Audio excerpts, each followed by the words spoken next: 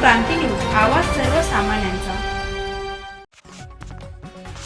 Chandrapur cyber व पॉक्सोवर पोलिसांचे मार्गदर्शन, विद्यार्थ्यांसाठी सुरक्षा जागरूकता उपक्रम.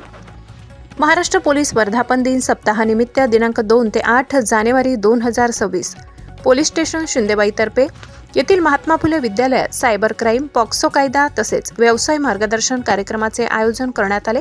कार्यक्रमाच्या अध्यक्षस्थानी विद्यालयाचे मुख्याध्यापक दिनकर उईके होते.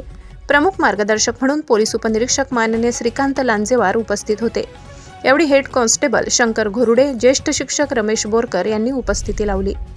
मार्गदर्शन करताना पोलीस उपनिरीक्षक माननीय श्रीकांत लांजेवार यांनी सायबर गुन्ह्यांपासून स्वतःचे संरक्षण कसे करावे, मोबाईल वापरताना आवश्यक ती काळजी, वैयक्तिक माहिती कोणालाही न देण्याचे महत्त्व तसेच रहदारीचे नियम पाळण्याबाबत सविस्तर माहिती दिली. पॉक्सो कायद्याबाबत बोलताना त्यांनी हा कायदा बालकांना लैंगिक अत्याचारापासून संरक्षण देतो. कोणतीही अडचण अथवा अनुचित प्रकार घडल्यास शिक्षकांच्या माध्यमातून तात्काळ पोलिसांना कळवावे असे आवाहन केले. तसेच विद्यार्थ्यांनी जीवनात कोणते ध्येय साध्य करायचे हे ठरवून नियोजनबद्ध तयारी केल्यास यश निश्चित मिळते असे सांगत व्यवसाय मार्गदर्शनही करण्यात आले. अध्यक्षीय भाषणात मुख्याध्यापक दिनकर उईके यांनी विद्यार्थ्यांना शिस्त, सुरक्षितता व आत्मविश्वासाचे महत्त्व पटवून दिले. कार्यक्रमाचे सूत्रसंचालन व आभार शिक्षक विलास टेंभुर्णे यांनी मानले. कार्यक्रमास विद्यालयातील सर्व शिक्षक, शिक्षकेतर कर्मचारी तसेच मोठ्या संख्येने विद्यार्थी उपस्थित होते. जिल्हा प्रतिनिधी अमान कुरेशी, महाराष्ट्र क्रांती न्यूज, चंद्रपूर. आपल्या डोळ्यासमोर ठेवून ध्येय एक गोल सेट करा, त्याच्यानुसार हे करा, आत्मविश्वास करा, अभ्यास करा, चांगले पालक शिक्षक आहे, काही असेल शिक्षकांना मार्गदर्शन करा. काही प्रॉब्लेम असेल तर पोलीस स्टेशनला आहेच ना.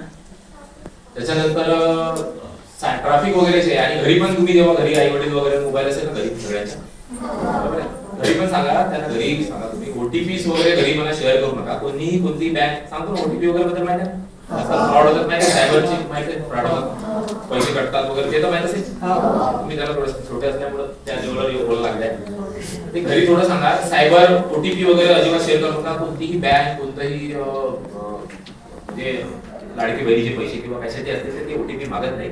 त्याच्यामुळे तुमचं काय होईल, ओटीपी गेल्यानंतर तुमचा ऍक्सेस जाते मोबाईलचा आणि पूर्ण तुमच्या अकाउंटमध्ये आई वडिलांचे पैसे सगळे जे काही मेहनत ते सगळे खाली होतील. त्यांना म्हणा कोणतेही जर ओटीपी वगैरे आले तर त्या बँकेत जाऊन तुम्ही त्यांना इन्क्वायरी करायला हवा किंवा तुम्ही सांगू पुढे जाऊन भविष्यात, बरोबर आहे. जर एखादी बँक म्हणजे एखादी कंपनी सिम कंपनी म्हणून तुमची सिम उद्यापासून बंद पडत आहे, बरोबर आहे. तुमच्याकडे आता जसं जिओची सिम आहे, एअरटेलची सिम आहे, तर तुम्ही एअरटेलला जिओ जाऊन तुम्ही जाऊन कॉन्टॅक्ट करा, बाबा असं असं मला काय होतंय. याच्यावर तुम्ही त्यांना ओटीपी सांगणार, ठीक आहे चालू करायसाठी तुम्ही असं असं ओटीपी हे करा, ते शेअर करणार, तुम्हाला इन्व्हॉल्व करणार त्याच्यात आणि तुम्ही तुमचे असे पैसे हे करून बघा.